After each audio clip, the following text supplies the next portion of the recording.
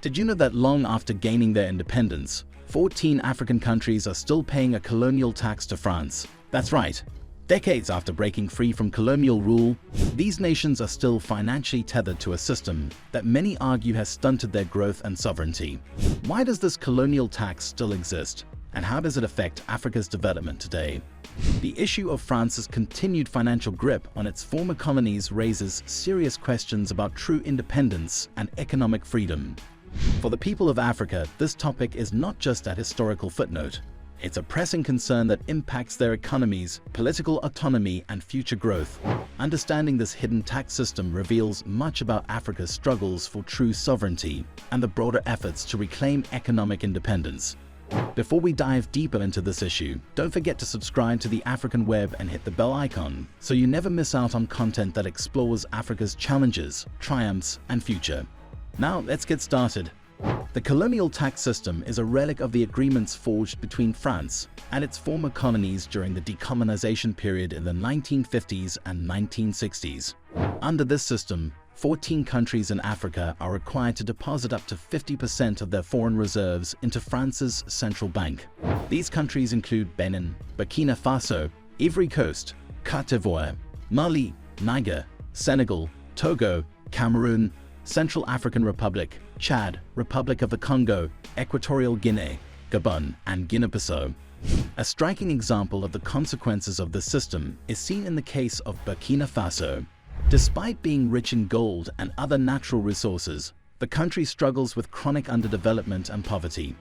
Some argue that if the funds held in France's central bank were reinvested into local projects, Burkina Faso could experience an economic transformation, creating jobs and boosting infrastructure. But tied by these colonial agreements, the country remains financially dependent and unable to fully benefit from its own wealth. These nations, all part of the CFA franc zone, use a currency that is guaranteed by France but comes with significant economic strings attached. One of the biggest arguments in favor of this system is stability. Some proponents claim that it provides financial security for these African countries, shielding them from inflation and economic instability.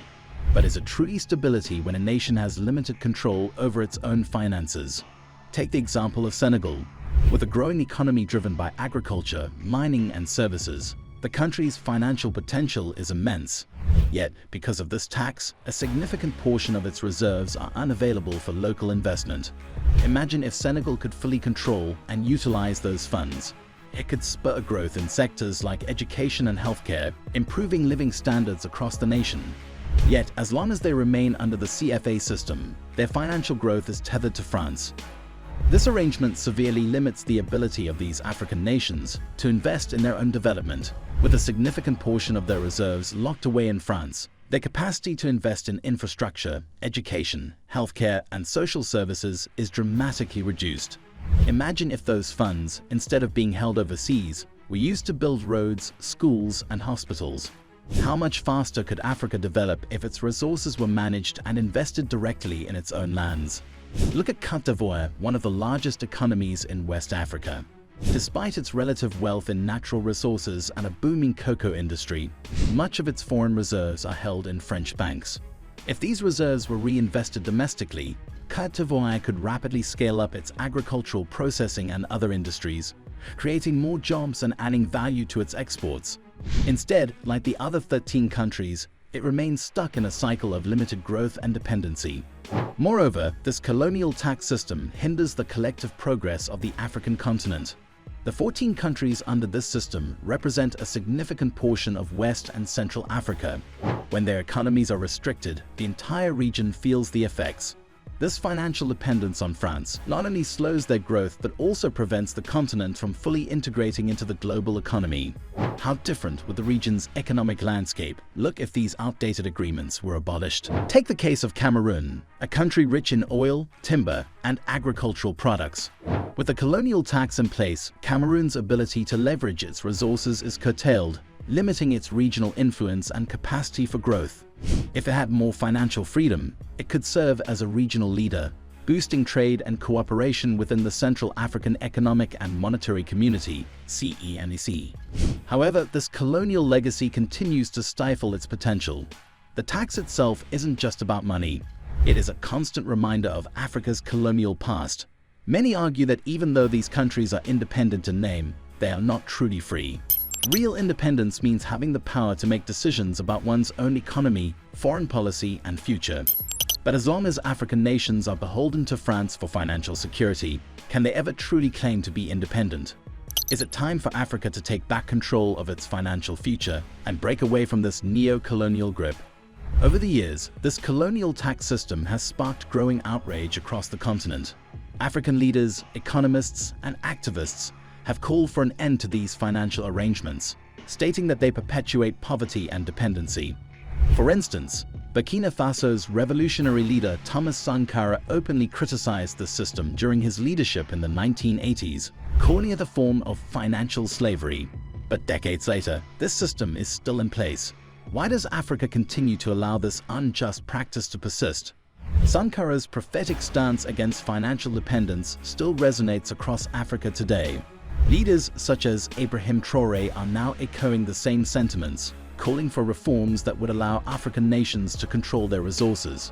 If countries like Burkina Faso were free from this tax system, they could focus on developing agriculture, renewable energy, and manufacturing sectors, setting a powerful example for the rest of the continent. The Pan-African movement, which has gained momentum in recent years, calls for African nations to unite economically, politically, and culturally. Leaders such as Ibrahim Traoré of Burkina Faso are championing policies aimed at empowering African nations to work together, reclaim their sovereignty, and reduce dependency on foreign powers. If Africa were to unite and break free from France's colonial tax system, it could unlock immense potential for economic growth, industrialization, and innovation. For these 14 nations, the colonial tax is not just a financial burden. It symbolizes a larger struggle for autonomy, self-determination, and true independence. By breaking free from this system, they would gain the ability to shape their own destinies, free from external control.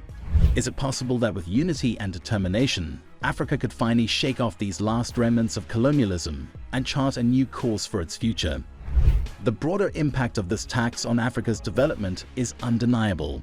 It holds back economic growth, stifles innovation, and limits opportunities for the people of these nations.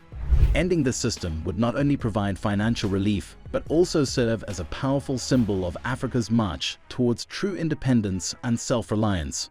Will African leaders come together to demand an end to this exploitative practice? And if they do, how will this change the future trajectory of the continent? This colonial tax system is more than just a financial issue. It's about Africa's right to control its own resources and future. What do you think? Should these 14 African countries continue to pay France, or is it time to break free from this colonial legacy once and for all? We'd love to hear your thoughts in the comments.